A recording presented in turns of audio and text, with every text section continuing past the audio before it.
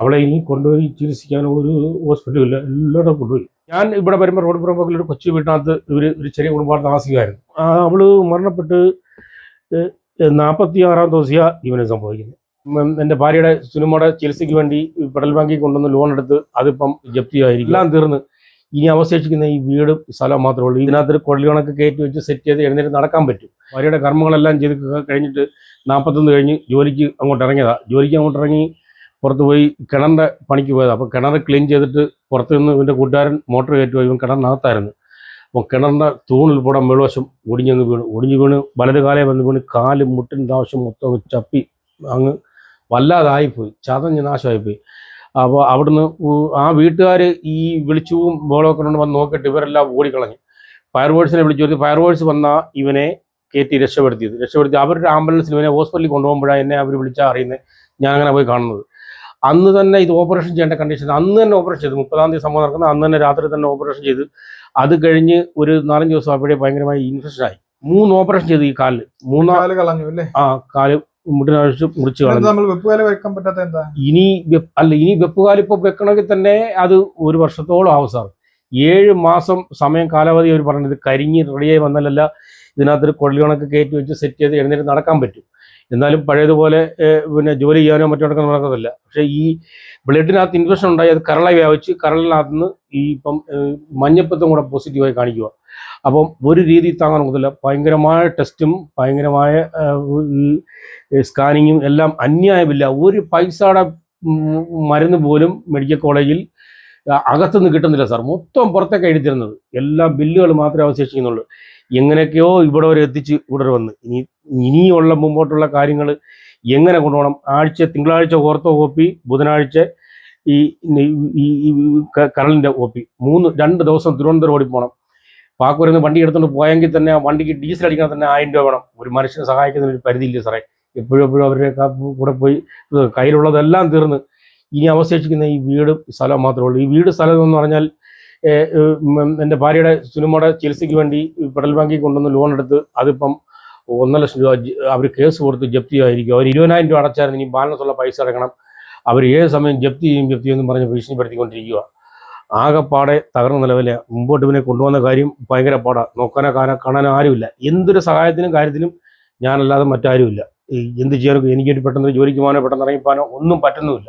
കാര്യങ്ങളൊക്കെ എങ്ങനെ ബാത്റൂമിൽ കാര്യങ്ങൾ എന്ന് പറഞ്ഞാൽ ഇത് ബാക്കറിനകത്ത് ഇങ്ങനെ നിർത്തി പിടിച്ച് നേരെ ബാത്റൂമിൽ കൊണ്ടുപോയി തിരിച്ചു കൊടുക്കും. ആഴ്ച 2 ദിവസം ഡ്രസ് ചെയ്യണം. പുനലൂർ കൊണ്ടുപോയി 2 ദിവസം തിരുവനന്തപുരം മെഡിക്കൽ കോളേജിൽ കൊണ്ടുപോകണം.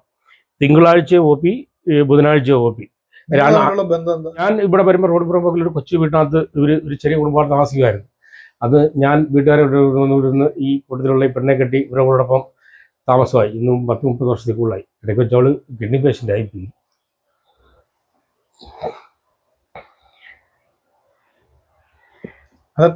അവളെ ഇനി കൊണ്ടുപോയി ചികിത്സിക്കാൻ ഒരു ഹോസ്പിറ്റലില്ല, എല്ലായിടും കൊണ്ടുപോയി. പക്ഷെ കൈവിട്ട് പോയി. അതിപ്പോ എത്ര നാളായി? അതിപ്പം ഈ 2 മാസം. അവള് മരണപ്പെട്ട് 46-ാം ദിവസം ഇവന് സംഭവിക്കുന്നത്. ഭാര്യയുടെ സ്വന്തം കൂടപ്പറപ്പാ സാറേ. ഞാൻ വരുമ്പോൾ ഇവനൊരു കൊച്ചി ഇറങ്ങനായിരുന്നു, ഇത്രയേ ഉള്ളായിരുന്നു. ഇനിയിപ്പോ ഈ വീട്ടിൽ ഞാനും ഇവനും മാത്രമേ ഉള്ളൂ, മറ്റാരുമില്ല.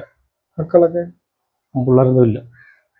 ഈ ജോലിക്കൊന്നും പോകാൻ പറ്റില്ല സാറേ. കയ്യിലുള്ളതെല്ലാം തീർന്ന്. പിന്നെ ഇപ്പൊ അപ്പുറത്ത് റോഡ് സൈഡിൽ പാക്കൂരെ കുടുംബത്തിൽ നിന്ന് അരി സാധനങ്ങളൊക്കെ മേടിച്ചു തരും.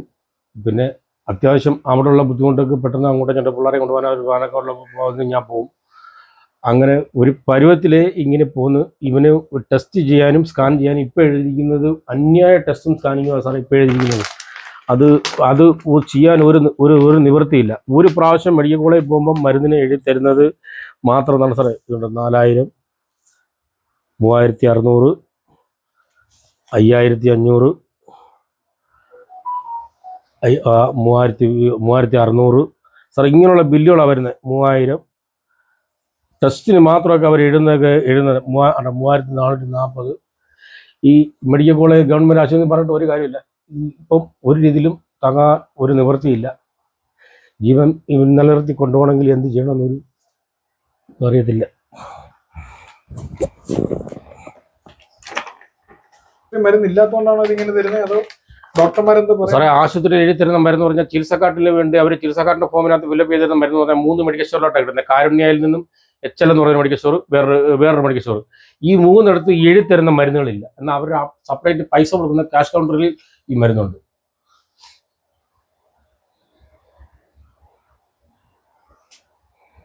ഡോക്ടർമാരോട് സംസാരിച്ചില്ലേ അത്?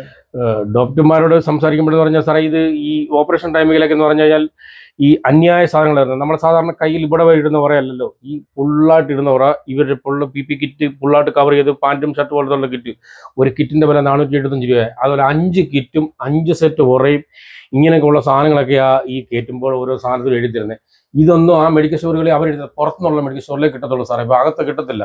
അതിൻ്റെയൊക്കെ ബില്ലുകളായി വരുന്നത് മൊത്തം. എൻ്റെ പേര് രാജേഷ്. ഇത് എൻ്റെ ഭാര്യയുടെ ആങ്ങളെയാണ്. എൻ്റെ പേര് രതീഷ്. കൊല്ലത്ത് പത്തനാപുരത്താണ് നമ്മൾ വീട്. ഇനിയിപ്പോ എന്താ ഉദ്ദേശിക്കുന്നത്? എങ്ങനെ ചികിത്സ മുമ്പോട്ട് കൊണ്ടുപോകാൻ? സാറേ ഇവൻ്റെ ചികിത്സ മുമ്പോട്ട് കൊണ്ടുപോകാനെ കൊണ്ട് എന്നെ കൊണ്ട് കഴിയുന്ന എൻ്റെ കഴിവിൻ്റെ പരമാവധി എല്ലാം കഴിഞ്ഞ്. ഇനി നമുക്ക് ജോലിക്ക് പോകാനും പറ്റുന്നില്ല. ഇനിയിപ്പം എന്ത് ചെയ്യണമെന്നൊരു നിർവാഹമില്ല.